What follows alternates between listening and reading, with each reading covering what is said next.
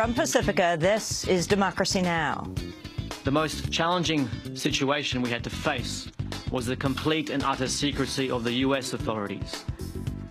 Because of that, we cannot be 100% certain, but we are extremely concerned that these and other killings documented in our report may constitute extrajudicial executions or war crimes. As Pakistani Prime Minister Nawaz Sharif meets with President Obama today in Washington, Amnesty International accuses the United States of committing possible war crimes for repeatedly killing Pakistani civilians in drone strikes. We'll speak with the author of Amnesty's report. Then children dying and being abused in America's for-profit prisons? Who's being held accountable? We'll look at a new Huffington Post expose, Prisoners of Profit. Private prison empire rises despite startling record of juvenile abuse. Then Kids for Cash, 3 private juvenile detention centers that bribed 2 Pennsylvania judges who sentenced thousands of kids to jail, have agreed to pay a $2.5 million settlement. We'll speak with Marcia Levick of the Juvenile Law Center.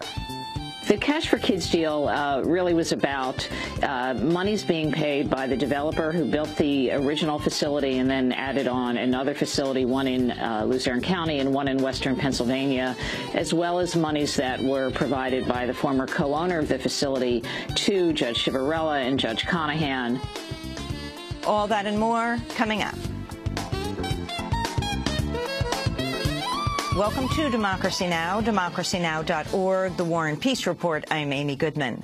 President Obama is meeting with Pakistani Prime Minister Nawaz Sharif today amidst rising tensions around U.S. drone strikes in Pakistan.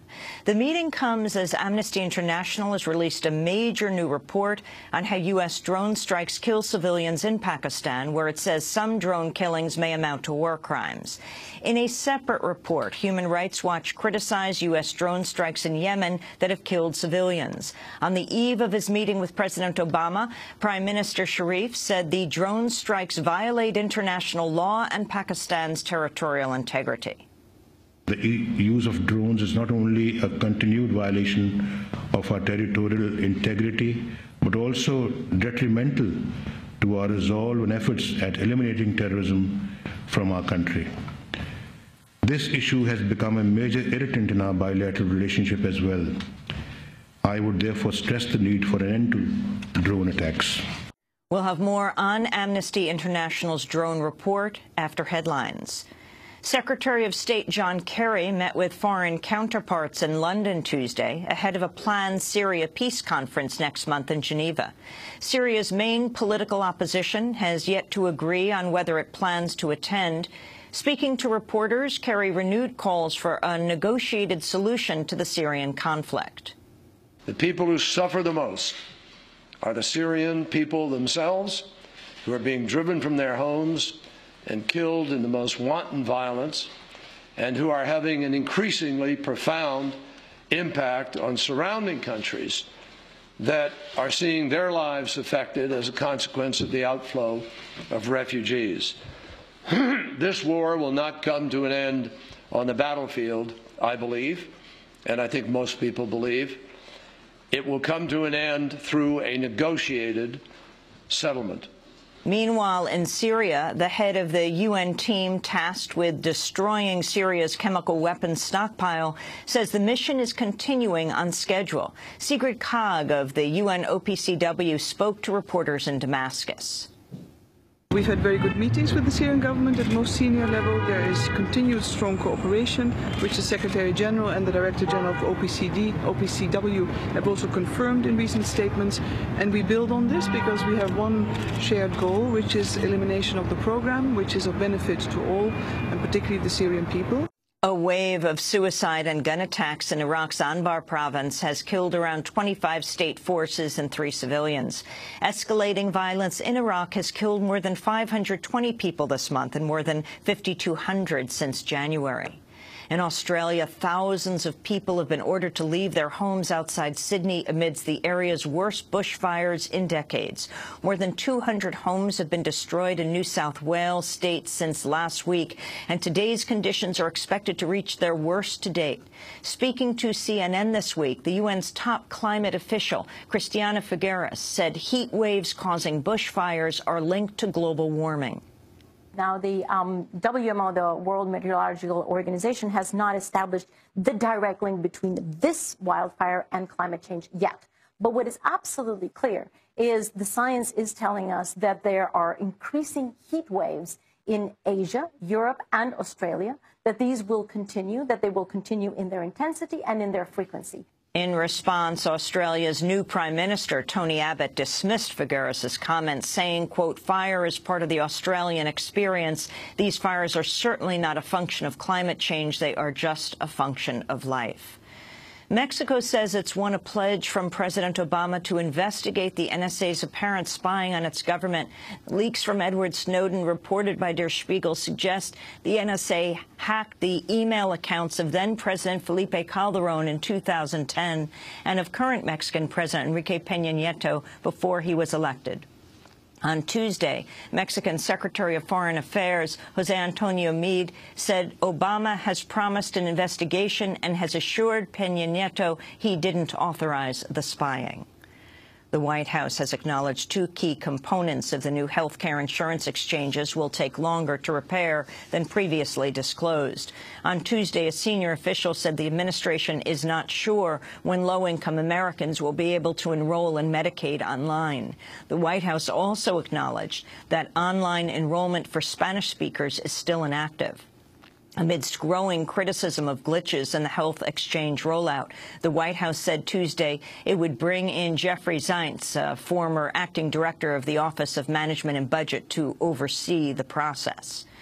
A federal appeals court has ruled the government must obtain a warrant based on probable cause in order to track vehicles with GPS. It's the first time an appeals court has weighed in on the issue since the Supreme Court ruled that police monitoring through attaching a GPS to a suspect's vehicle marks a constitutionally protected search.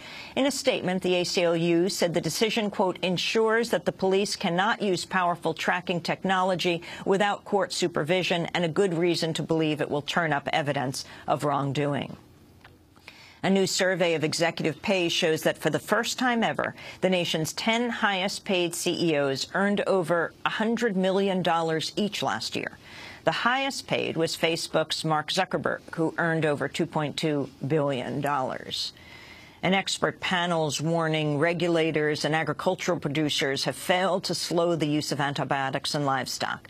A landmark study from the Pew Charitable Trust in 2008 called on producers to stop adding antibiotics to livestock feed in order to boost animal growth. But a 14-member panel convened by the Johns Hopkins Center for a Livable Future says a, quote, appalling lack of progress has been made in the 5 years since that report. Scientists have warned that the allowance of antibiotics in animals ends up weakening their effectiveness in humans. An estimated 80% of antibiotics used in the United States are consumed by farm animals. An Arab American community activist has been arrested in Chicago on charges of immigration fraud.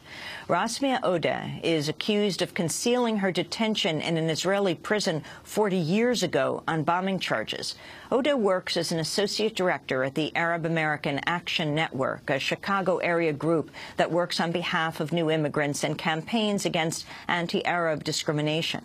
In a statement, the activist group Committee to Stop FBI Repression said Odeh's arrest appears linked to the case of 23 anti-war activists subpoenaed by the FBI in 2010. A crowd of several hundred people rallied in Maryville, Missouri Tuesday in support of teenage rape victim Daisy Coleman. Coleman says she was given alcohol and raped during a gathering of high school athletes last year while another teen filmed the incident on his phone. Despite reported evidence and interviews supporting the case, prosecutors dropped charges against Daisy's accused rapist, Matthew Barnett. A new prosecutor was appointed to review the case Monday following a public outcry. On Tuesday, Coleman's supporters held daisies as they gathered near the town square. The hacker group Anonymous helped organize the rally after initially calling attention to Coleman's case. And an Ohio man who challenged the state's ban on gay marriage while dealing with a life-threatening illness has died. John Arthur, who had Lou Gehrig's disease, and his husband, James Obergefell, tied the knot in Maryland earlier this year in order to ensure they were legally wed before the end of Arthur's life. A federal judge later ruled Arthur's death certificate must show Obergefell as his surviving spouse, ensuring that the two can be buried next to each other on Arthur's family plot. And those are some of the headlines. This is Democracy Now!, democracynow.org, The War and Peace Report. I'm Amy Goodman. And I'm Nermeen Sheikh. Welcome to our listeners and viewers around the country and around the world.